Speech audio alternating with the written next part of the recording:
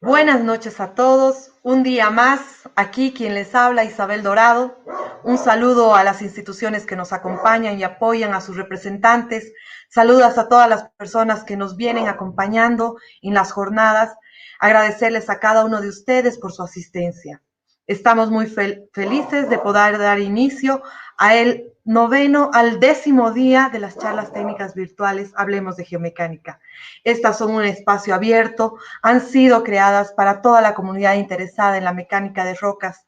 Ha sido organizada por la Asociación Boliviana de Geomecánica para conmemorar sus 10 años de fundación y su vinculación a la ISRM en septiembre del 2010. La Asociación Boliviana ha sido fundada en el Laboratorio de Geotecnia de la Universidad Mayor de San Simón en febrero del 2010 y con el apoyo del profesor Álvaro González nos vinculamos a la Sociedad Internacional de Mecánica de Rocas, ISRM, cumpliendo con los requisitos y siendo aprobados por unanimidad como capítulo boliviano desde septiembre de 2010. En diciembre de ese mismo año fue nuestra primera participación internacional con una presentación oral en el 7º Congreso Sudamericano de Mecánica de Rocas realizado en Lima, Perú. Y también nuestra primera reunión del Congreso del Consejo Sudamericano de la ISRM. 10 años después de nuestra fundación, con el mismo espíritu y ánimo, dando cumplimiento a nuestra razón de ser, con los objetivos planteados, siempre mejorar nuestras habilidades en la ingeniería de rocas. La Junta Directiva organiza este ciclo de exposiciones técnicas virtuales que ya hoy en su 10ª presentación que concluyen. En estas semanas hemos contado con la presencia de expositores nacionales e internacionales de gran talla profesional, de los que hemos aprendido bastante. En ese sentido, sin extenderme más, continuemos con las charlas técnico-virtuales. Para la oportunidad del día de hoy, voy a cederle la palabra al doctor Gabriel Rodríguez Roca, quien nos acompaña, para poder presentar a nuestro expositor del día de hoy. Doctor, tiene la palabra. Muchas gracias, señora Presidente. Realmente es para mí una satisfacción y un honor poder presentar el día de hoy al profesor Milton Kangui, persona conocida no solo en Bolivia, sino en toda Latinoamérica y en el mundo entero, ingeniero geólogo con más de 60 años de práctica profesional. Él hizo su maestría en la Universidad de Illinois y su doctorado en Ciencias Geológicas en la Universidad de San Pablo, en la Escuela Politécnica de San Pablo. Ha sido profesor asociado muchos años en San Pablo hasta el año 2012 y ha sido presidente de la comisión, creo presidente del Comité Brasileño de Mecánica de Rocas, de la Sociedad Internacional de Mecánica de Rocas e Ingeniería de Rocas, y recientemente, desde el 2011 hasta el 2019, soy el presidente de la Comisión de Rocas Blandas, cuyo resultado de esta brillante gestión es un manual, un libro, un compendium sobre la ingeniería y la mecánica e ingeniería de rocas blandas, que fue recientemente editado por la editorial Springer en Alemania. Libro totalmente recomendable para todos. Aparte de Kangui, es un perito en varios arbitrajes y sigue siendo perito en problemas que hay de presas, túneles, taludes, consultor independiente para empresas de seguro y de reaseguros. El profesor Kangui tiene más de 100 publicaciones, varios libros, en fin, yo creo que es muy conocido en el medio, en Bolivia también. Yo tuve la satisfacción de conocerlo hace unos 25, 27 años, cuando veíamos una presa para dotar de agua potable a la ciudad de Yacuiba. Al final hicimos otro proyecto, pero esa presa ya se ejecutó, profesor Kangui. O sea, ahí tuve ya la satisfacción, el honor de conocerlo a profesor Kangui hace 20 y tantos años, ¿no? Profesor Kangui, entonces, usted en Bolivia no necesita decir una introducción, lo hemos tenido que hacer para gente que no está en Bolivia, y le doy la palabra para que empiece con su conferencia. Muchas gracias, estimado amigo Gabriel Rodríguez. No, las palabras son muy gentiles. Usted que conozco a mucho tiempo y que es un pionero en esta área en Bolivia. Primeramente, me gustaría agradecer muchísimo a la presidenta de la Sociedad Boliviana de Geomecánica, la Isabel Dorado, y agradecer mucho por la gentileza de la invitación para dictar esta charla. También quería aprovechar y felicitar a la Sociedad Boliviana de Geomecánica por sus 10 años de actividad en la Sociedad Internacional de Mecánica de Rocas. Y este evento que estuvimos acompañando estas semanas ha sido un evento muy importante y con la participación de conferencistas de gran peso y prestigio.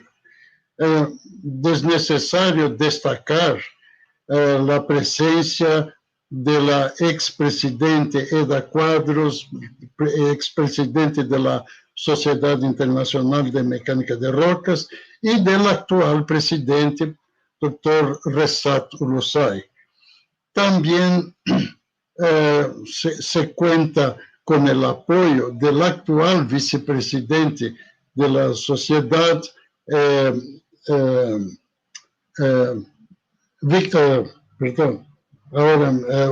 Pavón, el ingeniero Pavón, y el anterior vicepresidente Álvaro González. Bueno, hoy voy a hablar alguna cosa sobre las propiedades de rocas blandas, un asunto muy importante y que está en desarrollo. Por lo tanto, voy a hablar algunas cosas relativamente básicas. Voy a hablar qué se entiende por rocas blandas, hablar un poco de las propiedades de roca intacta y después sobre problemas de macizos rocosos blandos. Bueno, la primera cosa es, ¿qué es lo que se entiende por roca blanda? Estamos primero hablando de roca intacta, o sea, el material rocoso.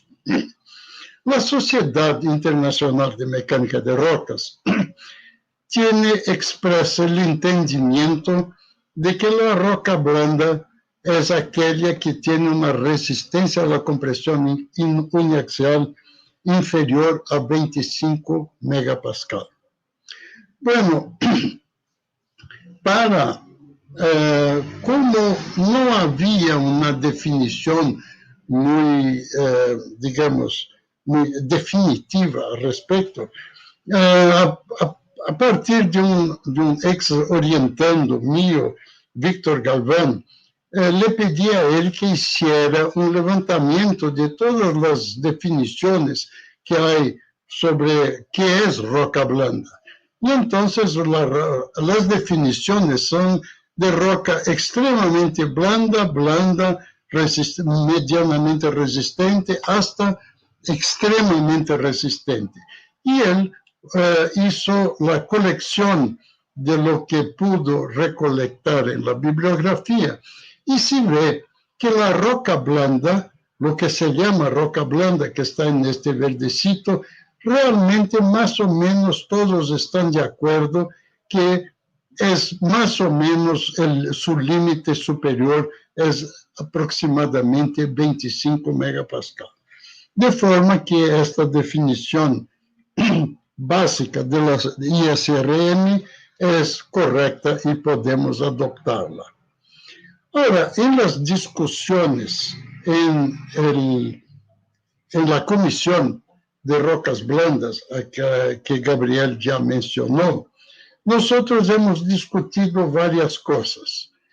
Primero, desde 1975 y 76, el profesor Don Deere, junto con el doctor Oscar Vardé, ya han considerado que macizos de roca dura, pero con fracturación o disolución pueden volverse blandos. Por ejemplo, roca, un macizo muy fracturado, y etc. Y dentro de la comisión hemos discutido que rocas blandas más resistentes, pero muy fracturadas, o bajo alta presión, o muy fuerte confinamiento, o gran profundidad, pueden comportarse como blandas con grande deformación. Acá está un ejemplo de una excavación minera con una muy fuerte deformación porque es hasta a gran profundidad. Este es un asunto que amerita discusiones adicionales y supongo que será un tema para la actual comisión que está a cargo del profesor Xiaoming de China. Como dijo mi amigo Gabriel Rodríguez, en la comisión pensamos que deberíamos dejar un documento como producto de la comisión. Entonces se produjo este libro de mecánica de rocas y su ingeniería, con la colaboración de autores o grupos de autores de diversos países. De Sudamérica participan Argentina, Brasil y Colombia, y del mundo varios otros países. Este libro tiene 25 capítulos tratando de diferentes cosas. Empieza con una presentación de la doctora Eda Cuadros, que era la presidenta en esta época, y hacemos un homenaje a Juan José Bocio de Paraguay, que ya no está entre nosotros, y que fue un incentivador para que se empezara a estudiar las rocas blandas acá en Sudamérica. Con relación a la roca intacta, una de las maneras de estudiarla, yo pienso que sería hacer la correlación entre propiedades físicas. Y para eso, junto con mi coautor, Márcio Leão, hicimos un capítulo, el capítulo 14, que trata de estas correlaciones, que les voy a enseñar algunos de los gráficos. Primero, hicimos unas correlaciones entre propiedades físicas. Bueno, existe una relación teórica bien conocida entre peso específico seco y la porosidad, está claro. Pero no sabíamos si todas las rocas y todos los tipos de roca seguirían esta relación teórica, porque podría haber, no sé, poros oclusos o cualquier cosa así.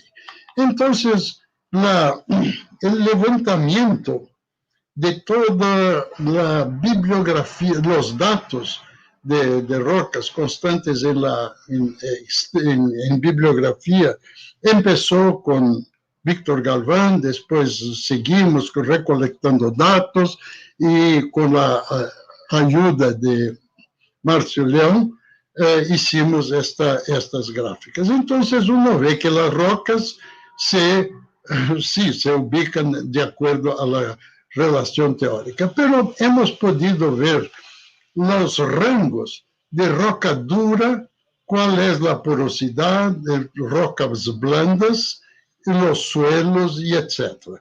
Hay suelos extremadamente porosos, que es una ninivita que se describió en Egipto, que está acá.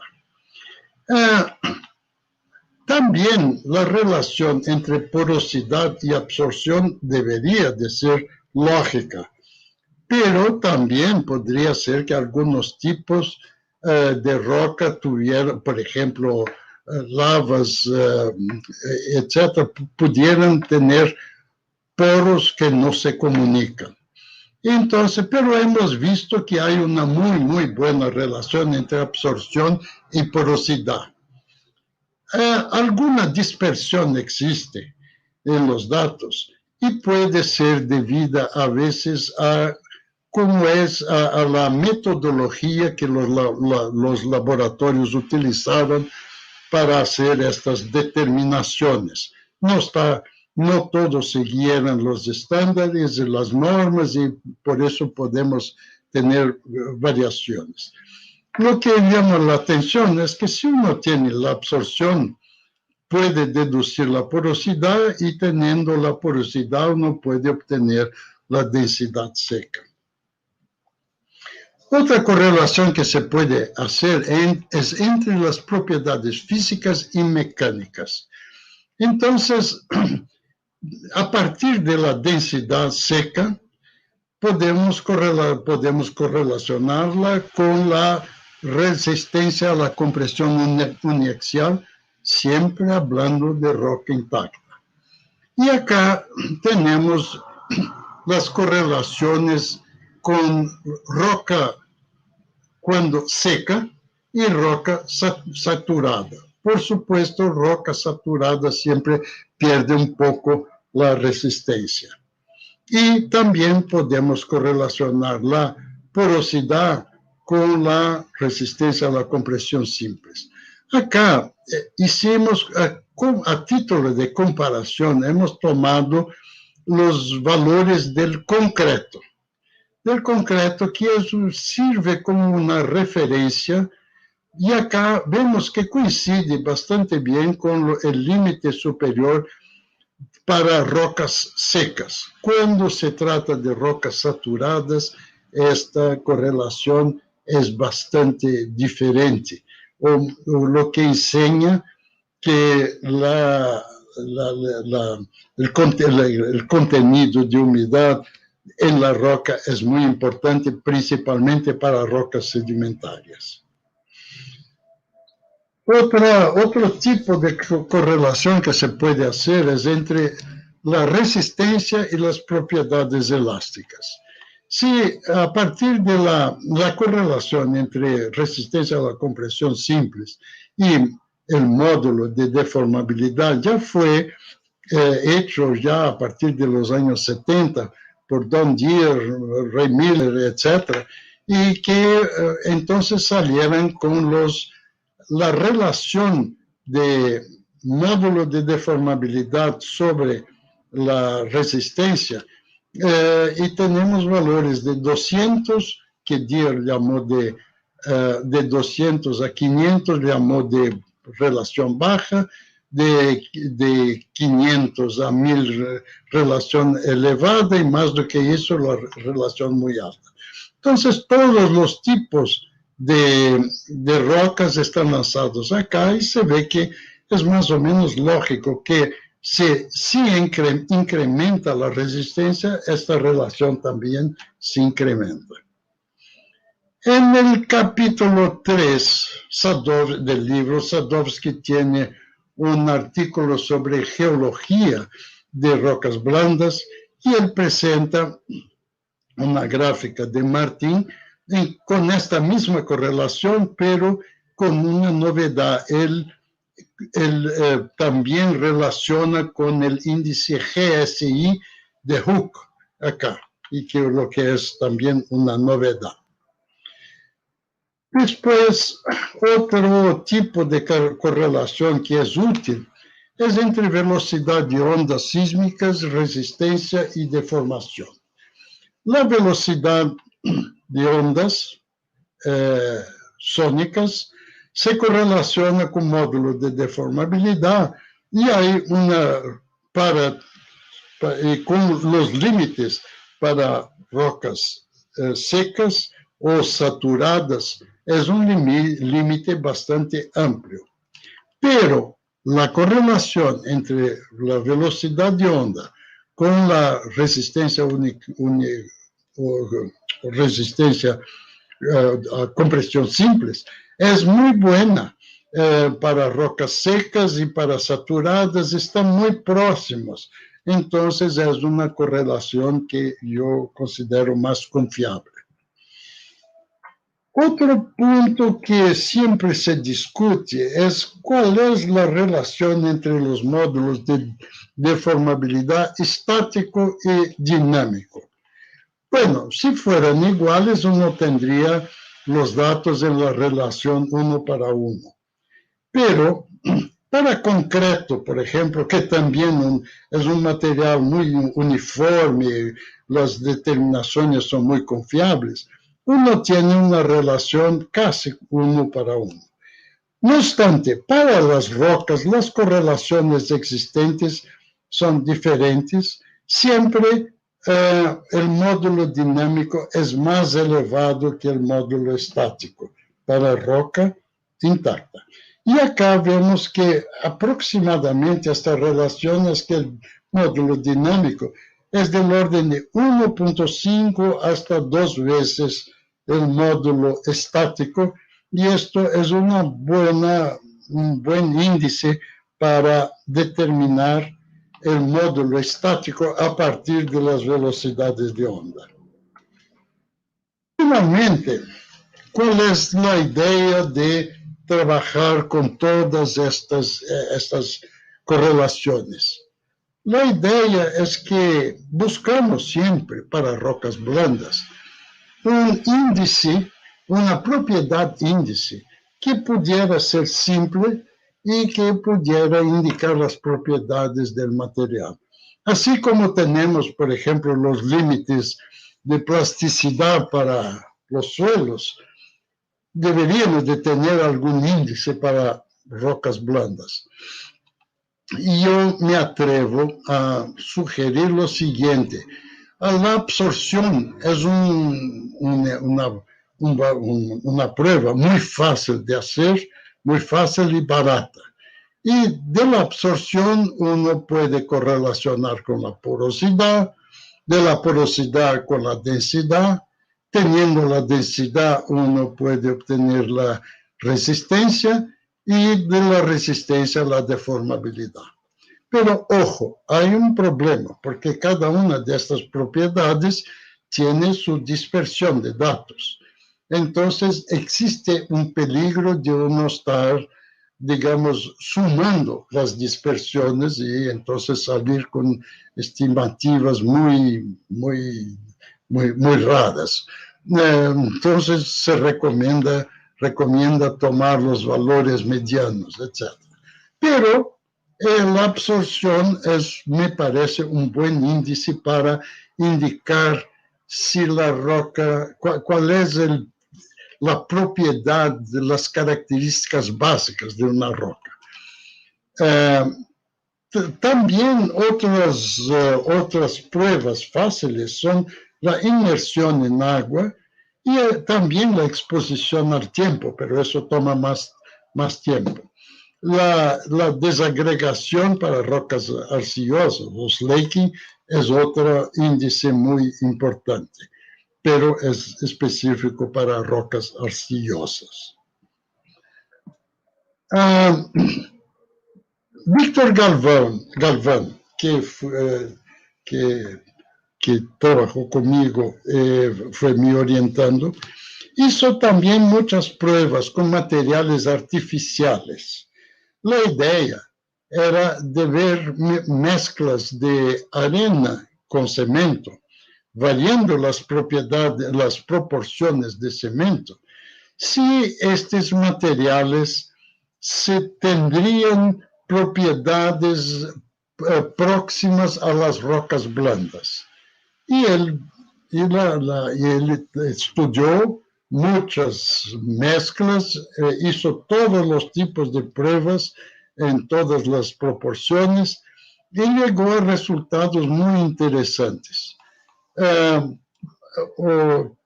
Bueno, acá se ve que la resistencia a la tracción o tensión varía con el porcentaje de cemento, lo que es obvio. Él también probó el martillo Schmidt y correlacionó con la resistencia a la compresión simple. Las correlaciones que existen para rocas naturales son estas acá en líneas discontinuas. Pero para él las relaciones estaban acá. O sea, se alejan un poco de los materiales naturales.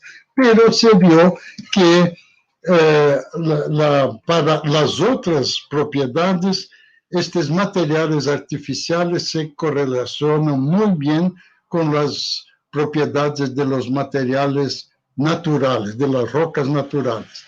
Entonces, eso abre posibilidades de estudiar las características de rocas blandas en materiales artificiales que son muy bien controlados, de propiedades muy bien controladas. Bueno, un gran problema de probar las rocas blandas es el muestreo. Muchas veces uno quiere las probetas, los núcleos cilíndricos que salen de los sondeos. Pero para una roca blanda es muy difícil obtener muestras buenas. Si la muestra es buena, de repente la roca no es blanda suficiente. Tenemos acá, por ejemplo, un tubo, un sondeo de roca de lava volcánica totalmente disgregada en el sondeo hecho con tubo doble, tipo Swivel. Ahora, por ejemplo, se puede mejorar un poco. Por ejemplo, usando lodos polímeros en el sondeo.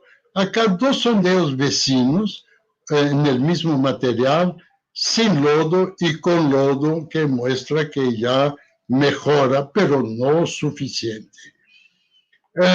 Otro factor que influye para intentar mejorar la recuperación de núcleos es la habilidad del operador.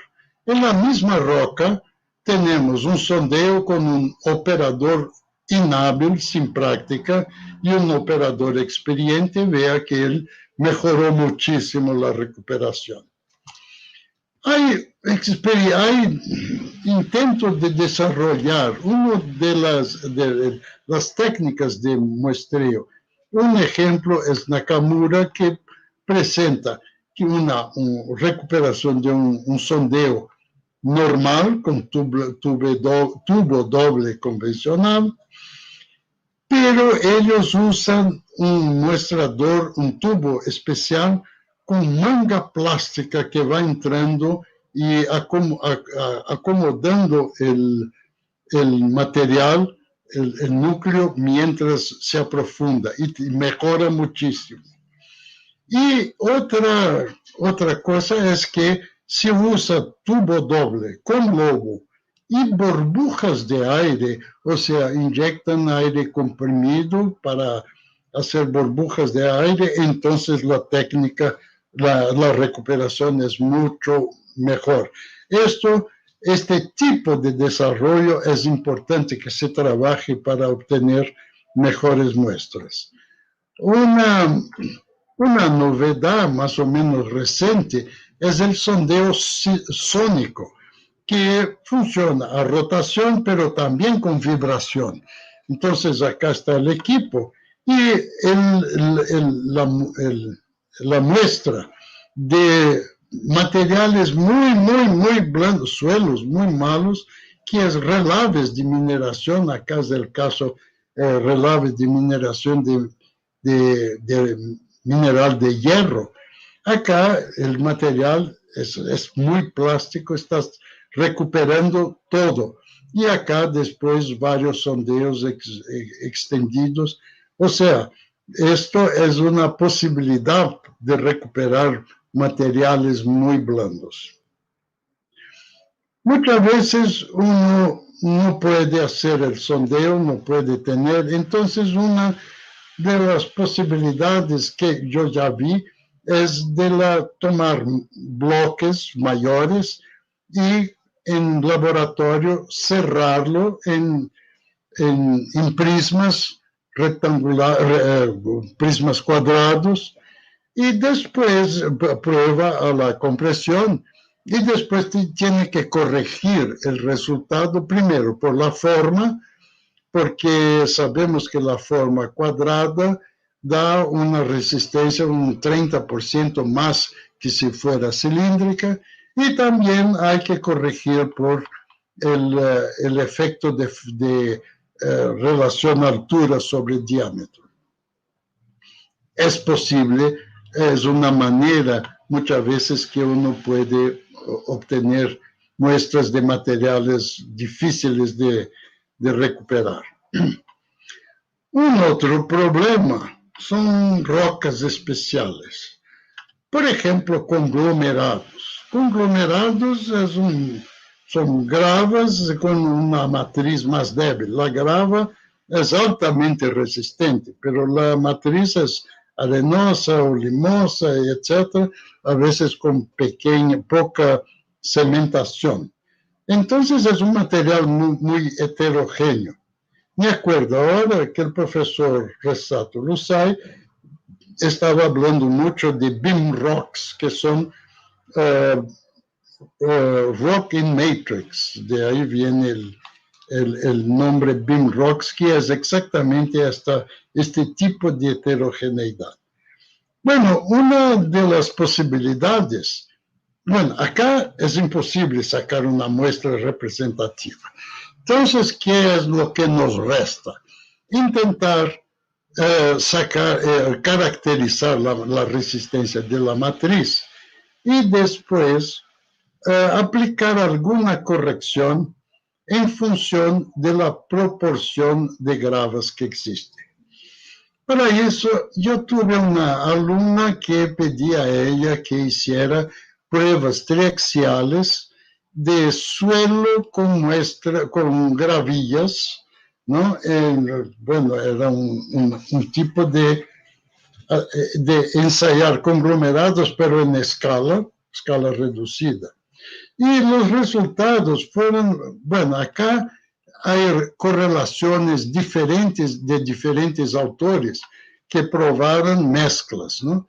Y los resultados de ella comprobaron lo siguiente: hasta un 35 o 40% de grava, el resultado, la resistencia es la misma resistencia de la matriz. Si hay más gravas que un 35 o 40%, entonces la resistencia empieza a incrementar, ¿no? Y hay una cierta proporción que uno puede deducir de aquí. Es una manera de corregir y de obtener la resistencia de un material así tan raro.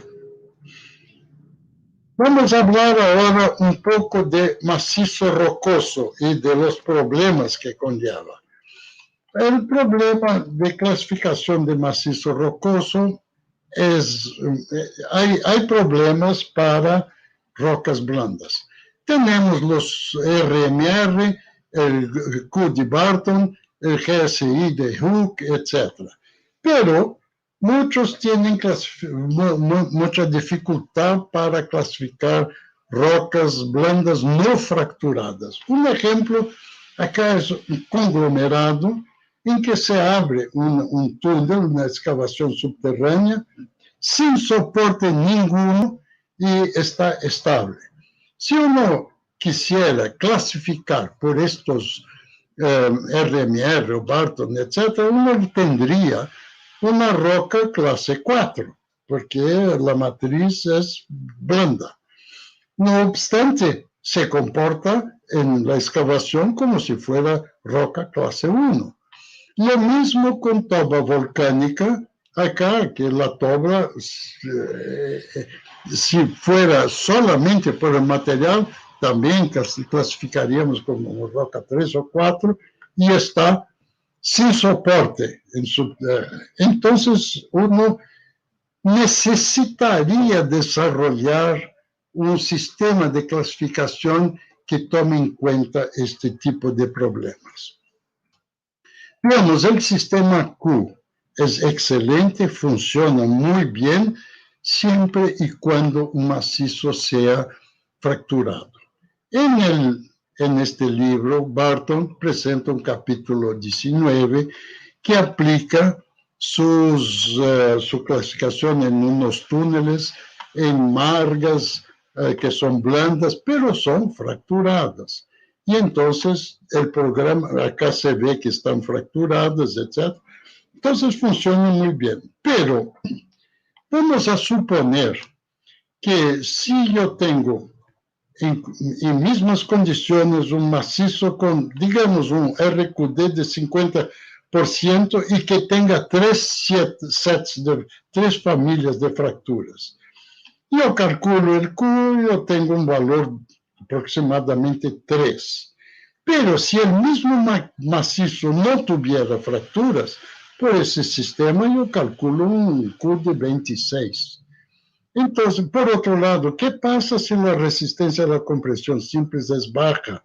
O si el RQD es elevado con sondeos muy bien hechos y especiales, ¿no? Bueno, el otro problema, el otro sistema es el sistema GSI, que usa el término macizo blando en lugar de rocas blandas. Bueno, acá siempre es el sistema toma en cuenta la estructura del macizo, o sea, la estructura de fracturación y la característica de las fracturas. Hay muy buenas correlaciones, por ejemplo, de el efecto de tectonismo. Cuanto mayor, baja más el valor de GSI. Meteorismo también, cuanto más avanzado, baja el GSI, y etc. Pero de ahí no refleja muy bien lo que queremos. Además, hay un factor que yo llamo la atención, que si uno usa toda la sistemática, toda la metodología del sistema GSI, con los Rock Labs, etc., uno termina con valores de cohesión mucho más elevados de que los demás otros sistemas bienales que Barton. Entonces, hay un cierto peligro de sobrevaluar la resistencia de la roca, ¿no? Y puede falsear los resultados. Bueno, yo estoy avanzado en la hora. Voy a presentar muy rápidamente algunos históricos de casos con problemas de rocas o zonas blandas en obras de ingeniería. Eso en el Perú, en la carretera panamericana, estaban queriendo hacer una variante con una excavación de unos 40 metros de profundidad, pero no han hecho una investigación previa. Cuando llegaron a 25 metros de profundidad, encontraron una toba. Acá toda la roca era un conglomerado resistente, pero la toba era débil, y entonces hubo una falla de todo el macizo, y acá está el conglomerado y la toba blanda, y o sea, hubo un desmoronamiento de todo el corte. Hay un proyecto hidroeléctrico en el centro de Brasil, en rocas mesozoicas, el basalto y una arenisca llamada arenisca Botucatu, que es eólica, sobre la cual se depositó el basalto. Estaban haciendo una excavación para ubicar la casa de máquinas, pero muy cerca al río. Estaban a unos 20 metros del río y la excavación tenía 12 metros. O sea, uno ve que el gradiente hidráulico es grande. Y de repente hubo una ruptura y se inundó toda la excavación. Cuando ensecaron, han visto que había túneles de piping muy importantes. Acá un detalle. Y problema que ocurrió es que cuando notaron que estaba ocurriendo algún piping y abertura de túneles, han puesto un filtro invertido en la boca de los túneles. Eso no sirvió de nada porque el proceso de piping se da en el fondo del túnel y el proceso siguió, continuó y la filtración, los filtros no funcionaron para nada. Un otro caso es de la presa Pirriz en Costa Rica, una presa con una pendiente bastante grande para construcción de una presa de gravedad con CCR de 135 metros de altura. Toda la excavación fue mecanizada totalmente para no disturbar la roca. Era una arcillita, pero extremadamente consolidada por cimentación, por actividad volcánica, solo que era estratificada y muy fracturada. Era muy competente, pero tenía una estratificación buscando unos 15, 20 grados hacia aguas abajo, que es una situación peligrosa. La excavación era hecha 2 metros de cada vez y luego cubierta con concreto. Concreto lanzado, malla, pernos, etc. Bueno, por suerte, en una de las visitas hemos encontrado en estos 2 metros una capa con 12 centímetros de una arcilla muy plástica. Se logró sacar una muestra y entonces probada en laboratorio, resultó un valor promedio de 18 grados. ¿Cómo estaba con buzamiento aguas abajo? Toda esta parte de la presa podría deslizar, estaba libre para deslizar. Y se hicieron entonces análisis de estabilidad y se vio que la presa se podría construir la presa, pero si se llena el embalse, todo el estribo izquierdo fallaría. Entonces, la solución fue poner una llave cortante con un muro empotrado en el estribo izquierdo. Acá está la presa, la gravedad, la sección de vertedero y acá el muro. Entonces el muro se construyó excavando acá con soportes, excavando galerías tangentes una a la otra, rellenando con concreto y poniendo también elementos drenantes para no acumular la presión hidrostática aguas arriba. Y se construyó eso y hoy la presa está funcionando ya muy bien. Acá se ve hace unos 20 años sin problema ninguno, pero esta solución es inédita, no conozco ningún otro caso de llaveta en el estribo. Perdón, solo para decir que esto es un ejemplo de éxito porque se detectó con anticipación el problema y se trató de resolverlo. Una presa muy importante, la presa Itapebi, en el estado de Bahía, es una presa también de 140 metros de cara de concreto con un vertedero importante de la margen izquierda. La roca es un granito migmatítico, pero un gneiss migmatítico, pero con capas de biotita esquisto, o mica,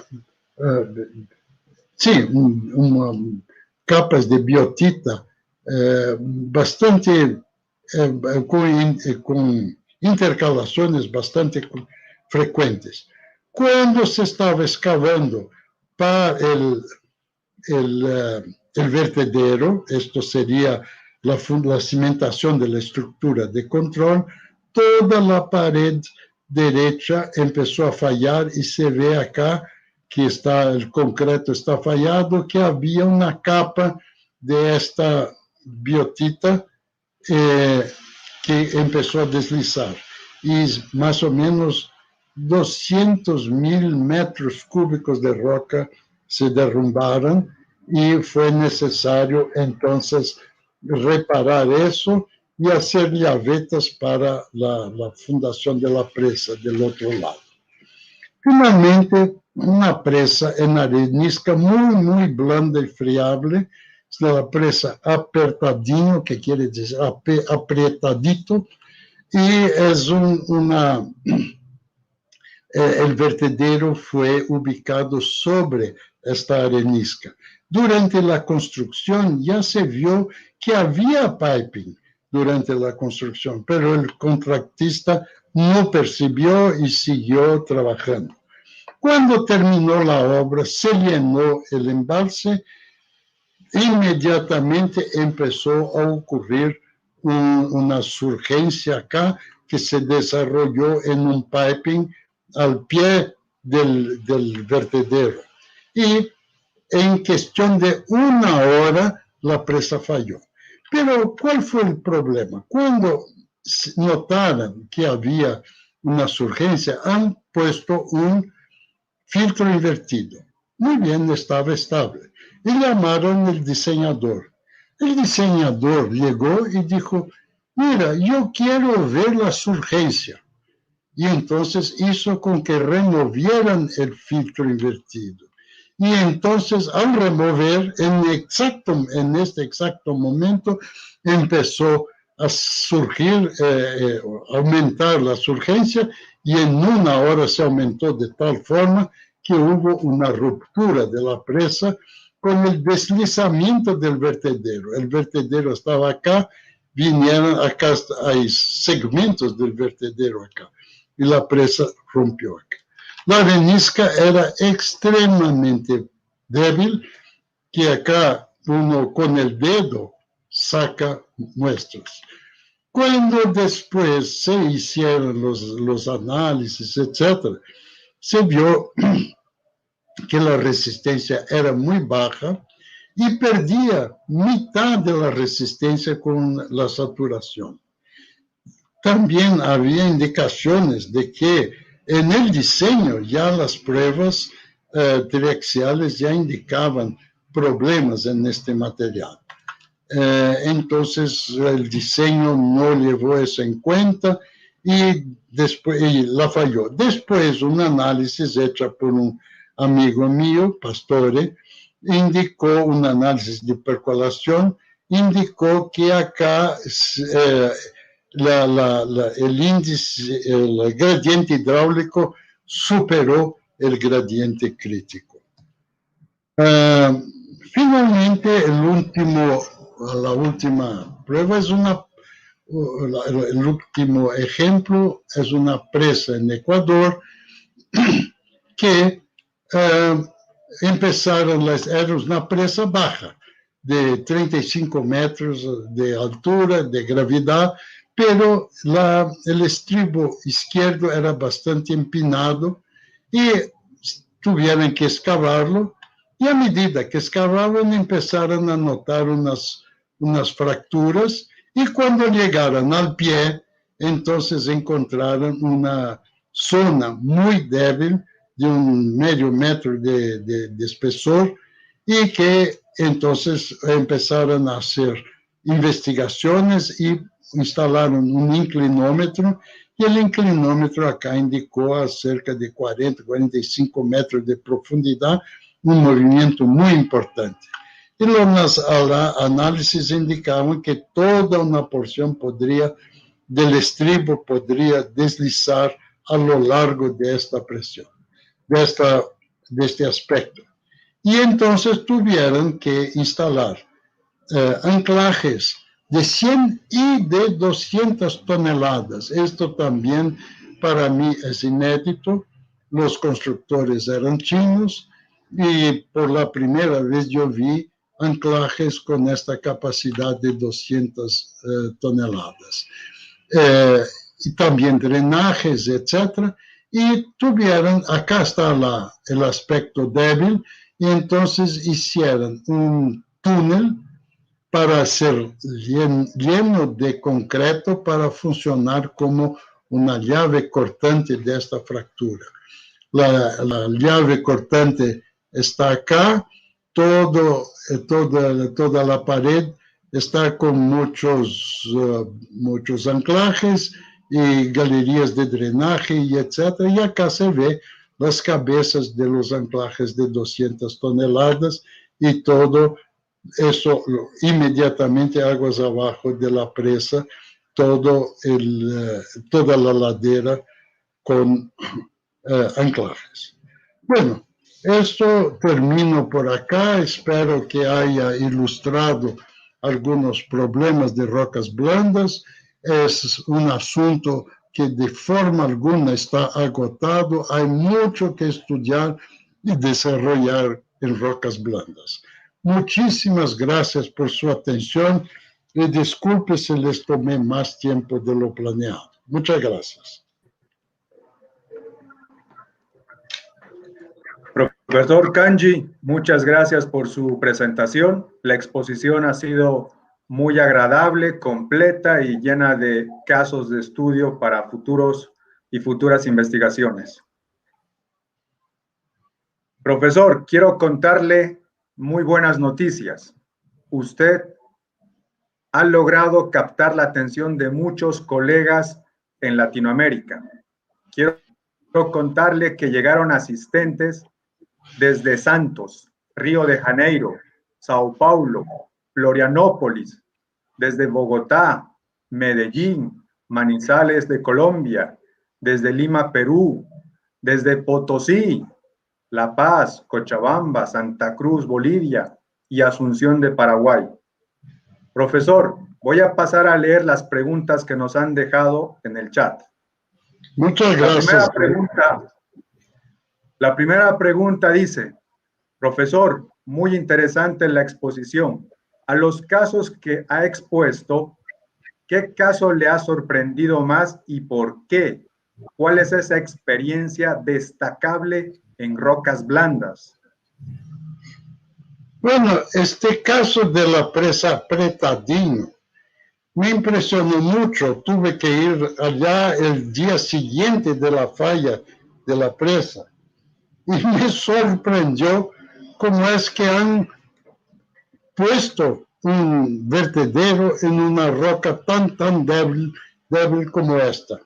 Y después yo vi, estudiando el caso, yo vi que en el diseño básico, el vertedero estaba apoyado en el medio de la presa, sobre suelo compactado, pero lo trasladaron para el margen derecha y sería para ahorrar excavación, etcétera, para ahorro de proyecto. Entonces, una de las cosas que me impresiona es que a veces uno quiere ahorrar y malogra toda la torta. Muchas gracias, profesor. La siguiente pregunta dice, ¿en qué medida las estructuras del macizo rocoso influyen en el comportamiento geomecánico de las rocas blandas? ¿Existe un valor de resistencia uniaxial por debajo del cual las estructuras no influyen? No. Bueno, solo para que la estructura no influya, uno tiene que llegar a un límite tan bajo que uno llega al suelo. Entonces, el límite inferior de lo que se considera rocas blandas es del orden de 0.5 hasta 1 megapascal. No, sí. Y ahí uno ya tiene, si uno tiene un macizo de suelo, suele ser casi homogéneo. entonces no hay problema. Ahora, hay varios tipos de rocas blandas.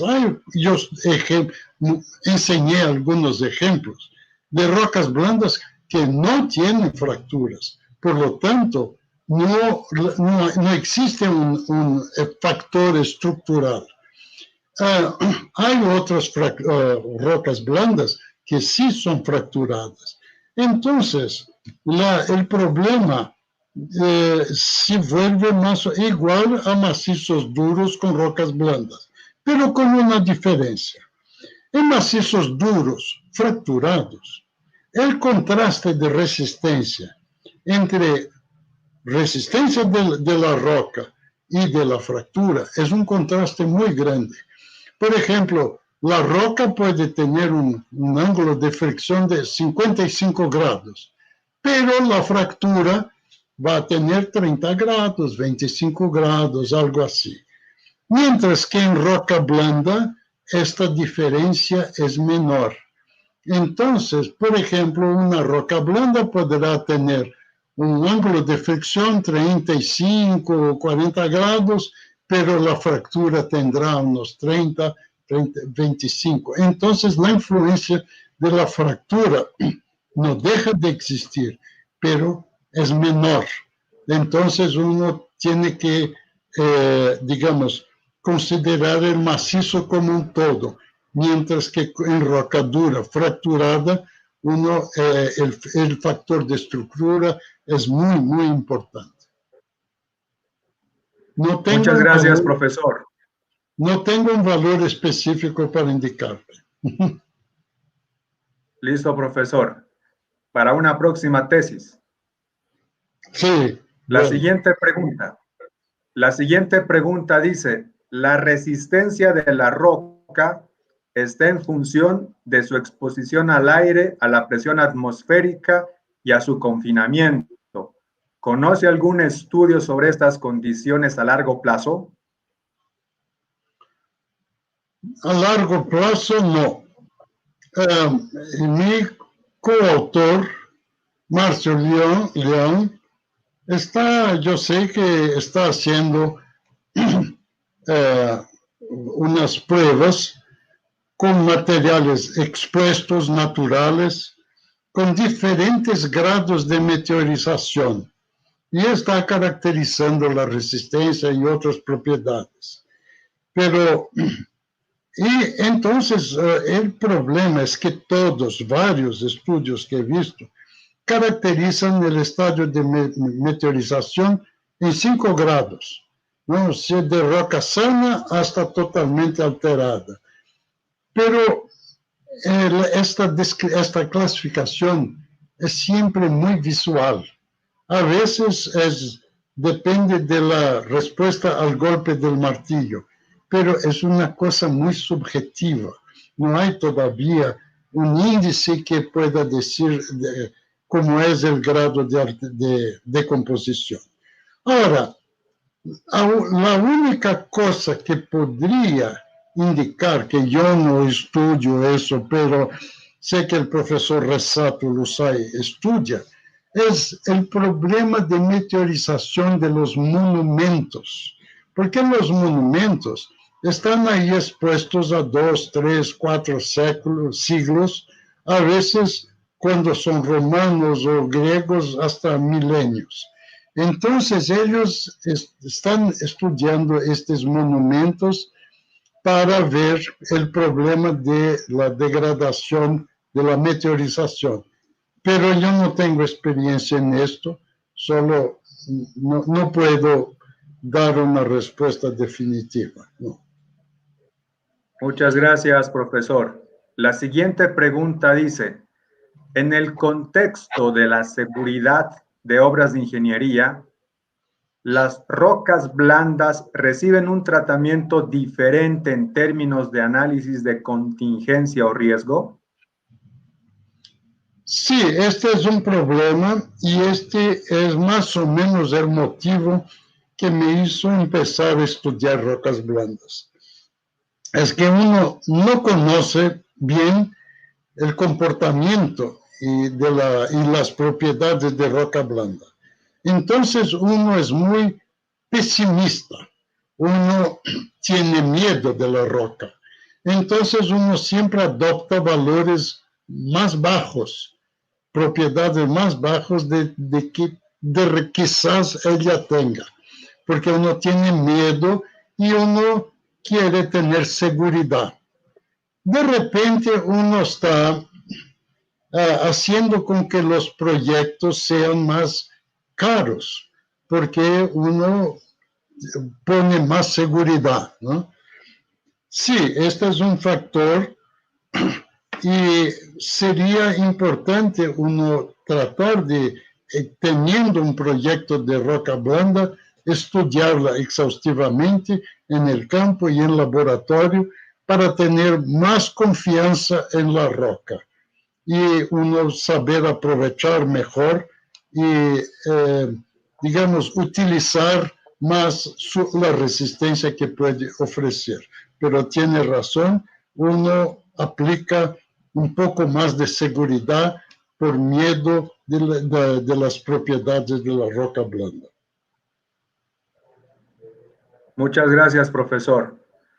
La siguiente pregunta viene desde Bolivia y dice, en una clasificación de macizo rocoso intercalado con dos tipos de roca, una fuerte y una débil, tipo Flysch, otros autores hacen una compensación de resistencias, obteniendo un valor equivalente.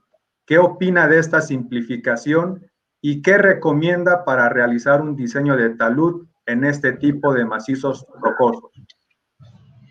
Bueno, eso pienso que va a depender mucho de la estructura y de la actitud de la estructura con relación a la obra, principalmente si es un talud. Sí, por supuesto, si el buzamiento es contra el talud, estamos más seguros, pero es muy importante caracterizar y adoptar, si la posición es desfavorable, yo personalmente adoptaría la resistencia del elemento más débil. Eso de compensar las resistencias, yo pienso que solo sería válido para cuando uno trata de deformabilidad. Por supuesto, la deformabilidad en el sentido perpendicular a las capas va a ser más grande, más deformable, que si uno mide la deformabilidad paralelo a las capas, porque los elementos más rígidos van a tomar más tensión.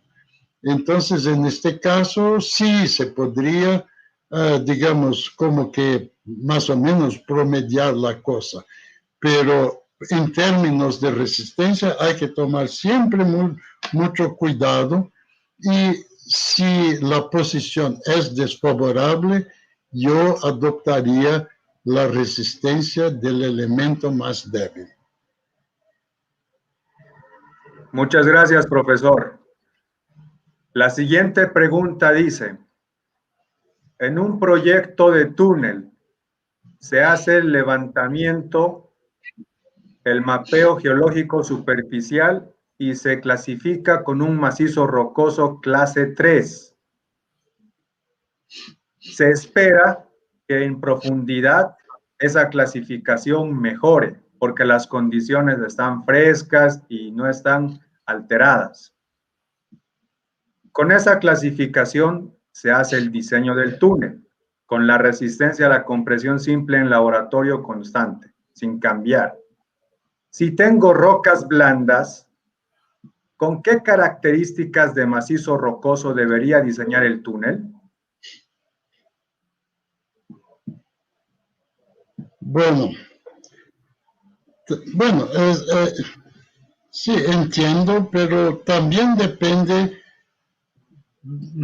no solo de la resistencia de la roca intacta, pero depende de la estructura del macizo.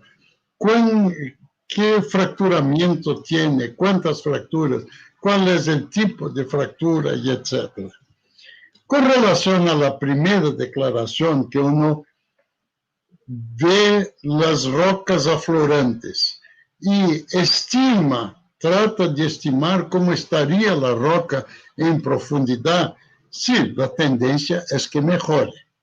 Yo, por ejemplo, ya hice muchas veces en muchos túneles este ejercicio. Pero hay una cosa, uno en un proyecto, yo me he enfrentado con la siguiente situación. Si uno es muy optimista, piensa que la roca va a mejorar mucho, uno estima menos soportes y piensa que el avance va a ser mejor, pero y estima menos soportes. Entonces, al final del diseño, uno tiene una planilla de cantidades, precios unitarios y una estimativa de precio global. Si uno es muy optimista, el precio va a ser menor. Si uno es muy pesimista, el precio va a ser mucho mayor. Entonces hay que tener un buen equilibrio en eso. Muchas veces yo sé que, por ejemplo, para estimar tramos de falla, a veces la falla tiene 1 metro, pero yo no sé si la roca vecina a la falla va a estar muy fracturada o no, porque está en profundidad.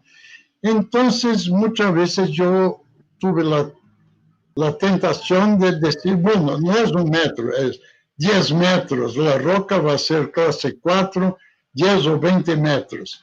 Entonces, uno muchas veces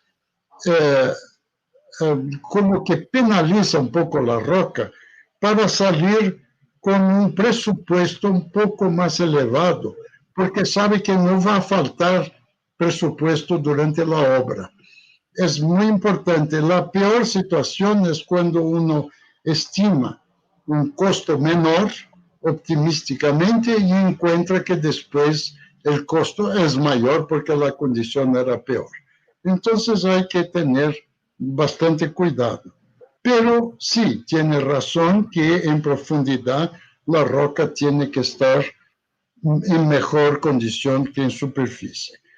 Con relación a roca blanda, los problemas son los mismos como hemos visto, solo que muchas veces uno puede, de acuerdo al túnel, uno puede usar otros métodos de excavación sin ser voladura. Si la resistencia no es muy elevada, uno puede usar rozadora y etcétera. Eso es una otra alternativa que uno tiene y preserva mejor la calidad si la roca es blanda. Profesor, muchas gracias. La siguiente pregunta dice, profesor Kanji, ¿qué modelo constitutivo le parece más aproximado para modelar rocas blandas? Una pregunta muy difícil, pregunta del $1.000.000. No sé, no sabería decirte, confieso. Mira, la tendencia moderna es, porque está de moda, es usar el GSI. Pero como estoy advirtiendo, hay un peligro de sobrevaluar la resistencia de la roca. He visto casos en que el diseño usó GSI y en realidad la roca era mucho peor de lo que fue imaginada. Entonces, hay que usar también en conjunto métodos alternativos para tener un mejor equilibrio. Muchas gracias, profesor. La siguiente pregunta viene desde Brasil. ¿Cuáles son los principales ensayos de campo que deberíamos realizar para determinar propiedades de las rocas blandas? Bueno, de campo in situ, uno no tiene muchas alternativas. Uno puede usar determinación de módulo de deformabilidad por carga sobre placas, pero también yo pienso que es muy importante estudiar la propiedad de la roca intacta. Por ejemplo, absorción, porosidad, resistencia a la compresión, y si fuera arcillosa, hacer las pruebas slaking, ¿no? Una vez, hace mucho tiempo, yo cuando estaba estudiando en Estados Unidos, nos llevaron a visitar la construcción de una presa que era en pizarras, shale, ¿no? Y que era se alteraba se meteorizaba muy rápidamente. Entonces, para evitar el contacto con el agua de lluvia, han construido una tienda de circo sobre la excavación para protegerla. Otra alternativa es excavar y inmediatamente recubrir con concreto lanzado o con relleno arcilloso bien compactado. Las pruebas de campo. Bueno, el sondeo, ya hemos visto que el sondeo, como yo indiqué, tiene sus digamos, sus deficiencias grandes. Muchas veces, si la resistencia no es muy grande, muy elevada, yo recomiendo pozos manuales, porque ahí se observa directamente el comportamiento y la estructura de la roca, porque con sondeos muchas veces no se ve. Pero eso es un caso extremo, porque es caro, no es fácil, requiere algún tiempo y no todos los casos se puede hacer. Pero prueba de campo se puede hacer lo siguiente. Dentro de sondeos, se puede usar dilatómetro o presiómetro y eso va a ayudar a dar una buena indicación de la propiedad de deformabilidad de la roca. Es eso. No tengo mejor idea que eso.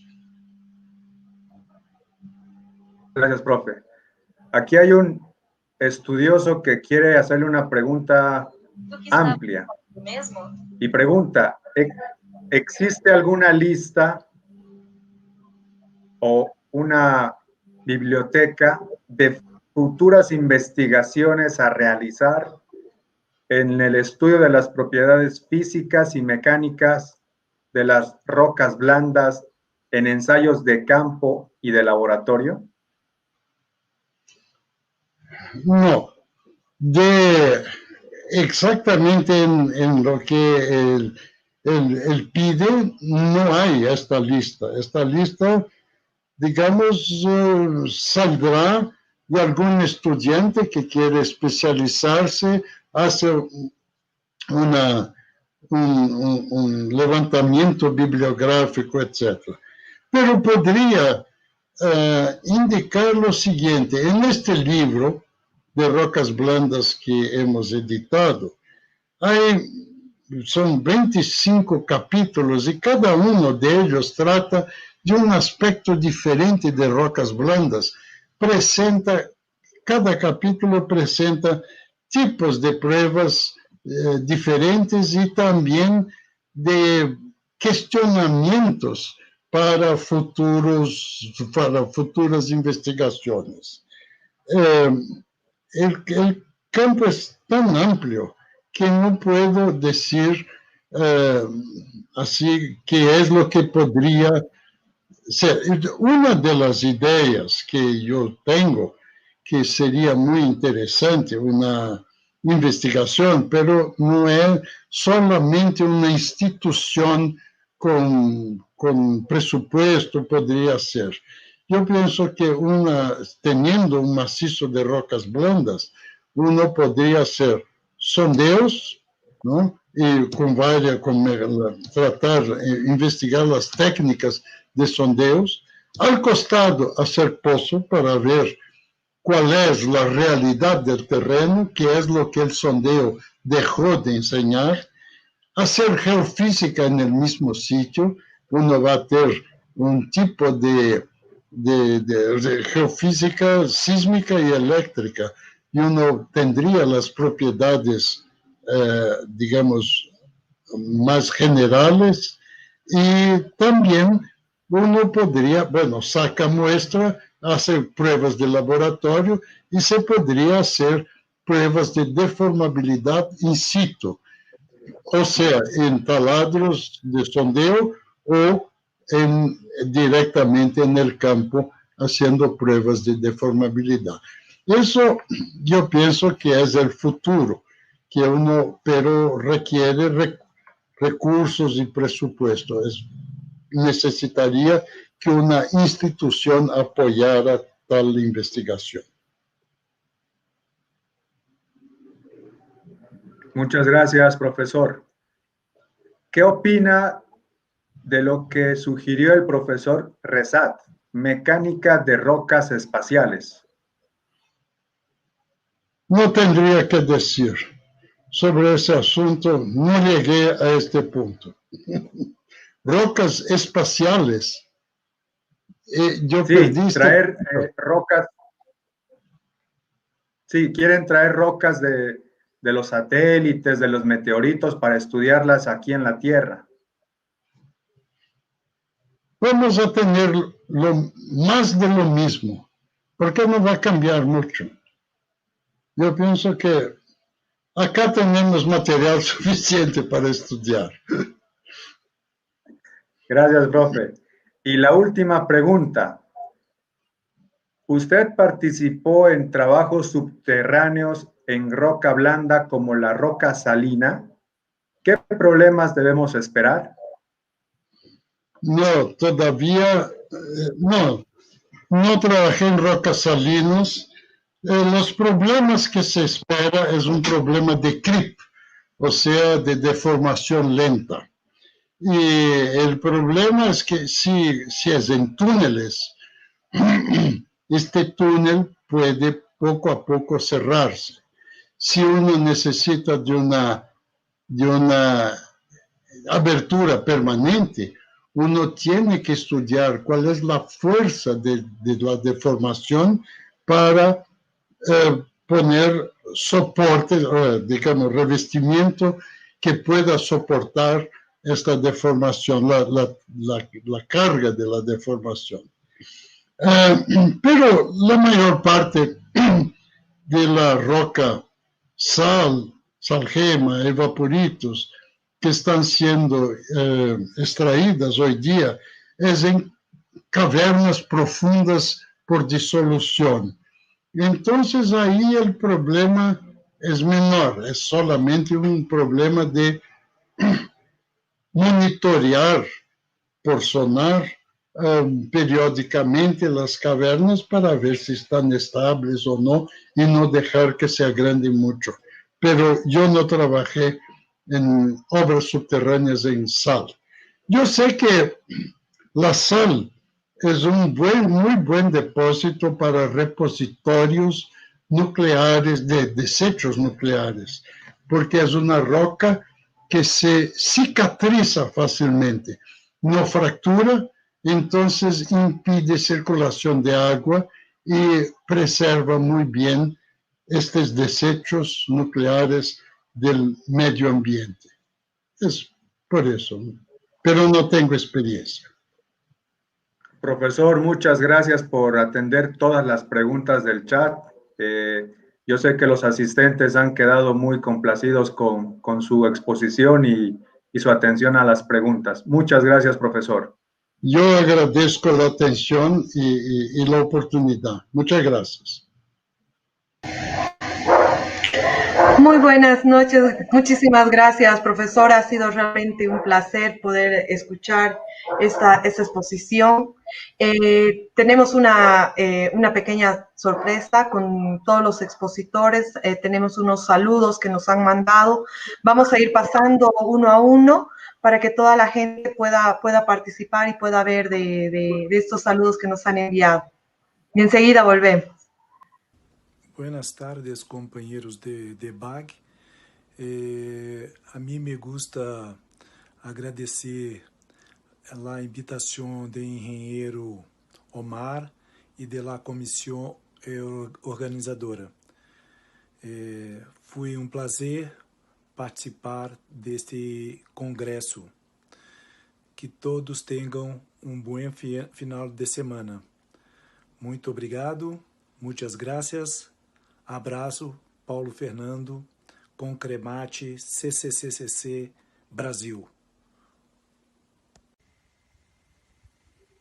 Primero que todo, quiero felicitar nuevamente a la Asociación Boliviana de Geomecánica por sus 10 años de vida y agradecerles por haberme hecho partícipe de este evento aniversario junto a importantes referentes internacionales. Quiero destacar la labor que el directorio está llevando adelante para impulsar el desarrollo en Bolivia de la disciplina de la mecánica de rocas. Y algo que hay que reconocer es que han logrado dar pasos muy grandes. Les aseguro que es cuestión de tiempo el que Bolivia empiece a tener mayor presencia y peso a nivel internacional en esta área. A todos los que nos vieron, muchas gracias por su gentil asistencia. Saludos. Estimados colegas de la Asociación Boliviana de Geomecánica, muy buenas tardes. Para darles un gran saludo con motivo de sus 10 años de existencia, a la cual contribuimos modestamente, y para corregir 2 errores.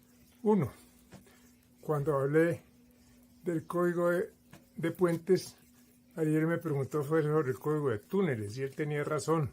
El código de túneles fue hecho con base en la escuela austríaca, o sea, New Austrian Tunneling Method, NATM, siguiendo nuestra línea de snobismo técnico.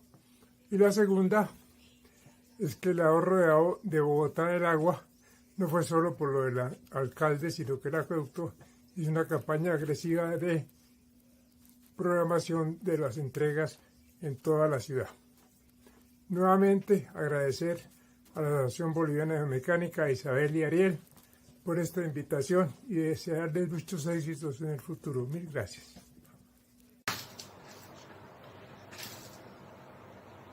Apreciados colegas y amigos, en mi carácter de vicepresidente regional para América Latina de la Sociedad Internacional de Mecánica de Rocas, Ingeniería de Rocas, es un placer dirigir unas palabras en ocasión de la clausura de las charlas técnicas Hablemos de Geomecánica, organizado por la BAG.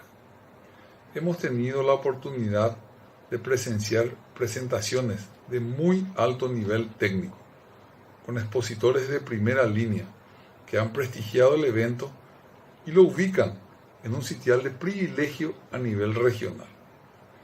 Me siento muy entusiasmado por la dinámica de la presentación y considero constituye un hito para eventos técnicos bajo esta modalidad. La ISRM ha dado un destaque importante en el último newsletter a este evento, apoyando decididamente a los grupos nacionales. Contento de conmemorar los 10 años de la Asociación Boliviana de Geomecánica. Muy contento. Felicito al comité organizador, en la persona de su presidente, por la concurrencia y el éxito alcanzado. Muchas gracias. Desde Colombia les mando un saludo muy grande a todos los integrantes de la Sociedad Boliviana de Mecánica de Rocas y les mando un saludo bien fraternal y gracias por esa invitación al evento. Buenas tardes a todos los asistentes en este último día de las charlas Hablemos de Geomecánica.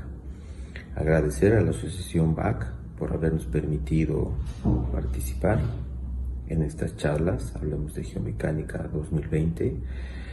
Agradecer la participación a todos los profesores que estuvieron en estos 10 días de charlas.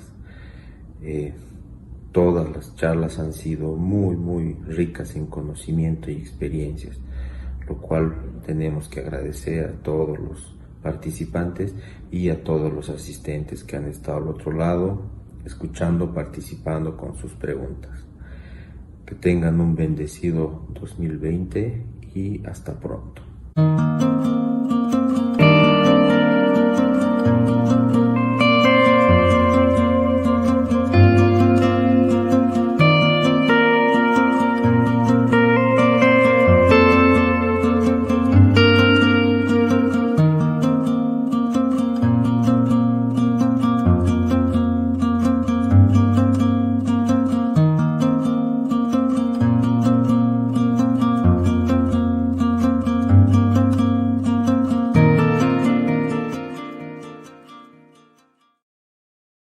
Quiero felicitar a la Asociación Boliviana de Geomecánica en sus 10 años y por las charlas técnicas tan interesantes que han desarrollado este año. Muy buenas tardes a todos.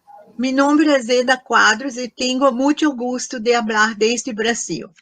Felicito a la Isabel por el excelente trabajo que ha desarrollado en la Asociación Boliviana de Geotecnia y a toda la junta directiva de la BAG por el excelente evento que nos ha proporcionado muy buenas charlas proferidas por los colegas latinoamericanos y también por el presidente de la ISRM en las últimas semanas.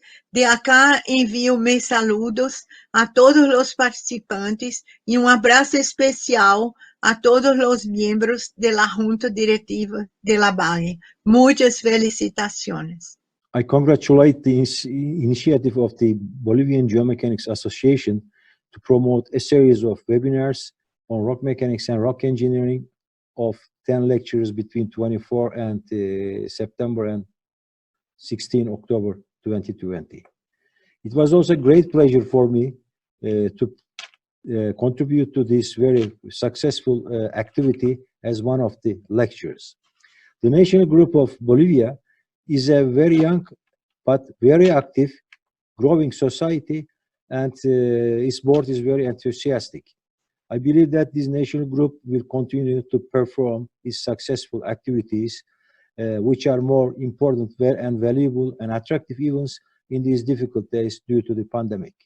I wish the Bolivian National Group the continuation of their successes. Thank you. Bueno, muchas gracias por todas las palabras tan lindas que nos han regalado los expositores. Ahora voy a cederle la palabra al doctor Gabriel Rodríguez para que pueda dirigirse también a la concurrencia. Doctor, tiene la palabra. Muchas gracias, señora presidenta. Me alegra mucho que esté todavía presente con nosotros el estimado profesor Milton Kanji, a quien apreciamos mucho, no solo por lo que ha contribuido al desarrollo de la ciencia, de la ingeniería y la mecánica de rocas, sino por su calidad humana, y siempre desprendido para ofrecer todo lo que sabe y lo que puede, y eso es invalorable. Y de verdad, cerramos este ciclo siguiendo esos propósitos fundamentales que siempre hemos tenido y que es básicamente el estrechar siempre los lazos de amistad y colaboración con todos los hermanos latinoamericanos y del mundo entero, ¿no es verdad? Y ese intercambio de experiencias y de conocimiento en beneficio de nuestras sociedades. Estamos de verdad, yo estoy personalmente muy agradecido con la participación internacional que hemos tenido acá con el profesor Usay, con el profesor Álvaro, y sobre todo con el profesor Milton Kanji, y también todos los expositores bolivianos y extranjeros que han dado lo mejor de sí mismo, creo, y nos han mostrado a qué nivel nos encontramos actualmente.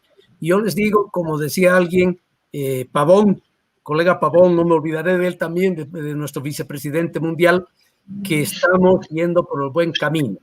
Yo creo que estamos ya en el proceso de cambio de estafeta. Mi generación se va y está ahí presente la nueva generación de jóvenes profesionales, geotécnicos, ingenieros, saben que tienen una gran responsabilidad en la construcción de una sociedad más justa y equitativa. Estamos en ese camino. Yo les agradezco infinitamente a todos los que han escuchado, han participado, nos han apoyado, y espero que ese apoyo sea permanente y que en el futuro cercano podamos volver a vernos. A pesar de la pandemia, nos está ayudando mucho a juntarnos, a conocernos mejor, a estar juntos. Desde la lejanía estamos muy cerca. Un abrazo de verdad muy grande para Milton. Le deseo mucha salud, que siga muy bien y que muchos años más nos acompañe y podamos seguir disfrutando de su conocimiento y su experiencia. Gracias a todo el mundo. Gracias, Presidenta. Su junta ha sido muy buena. Hay que seguir adelante, no hay que desfallecer, no hay que tirar la toalla, que a veces uno tiene, la presión es tan grande que uno quiere botarla rápido. No, hay que seguir adelante. ¿No? Adelante, adelante, adelante. Tenemos la causa es ser buenos ciudadanos y aportar al desarrollo de nuestras sociedades. Muchas gracias. Muchas gracias, doctor, por sus lindas palabras.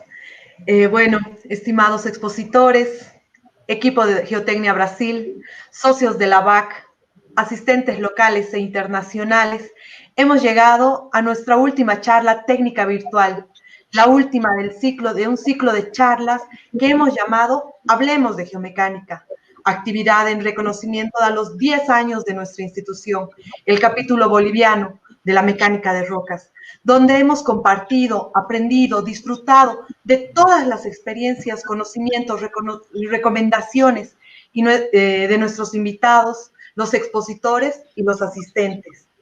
Estamos muy contentos de haber llegado con estas charlas a todo el mundo, inicialmente pensado para el habla hispana, pero de las visitas registradas en YouTube ha demostrado que existe un interés amplio por este tipo de exposiciones y todos estamos gustosos de aprender.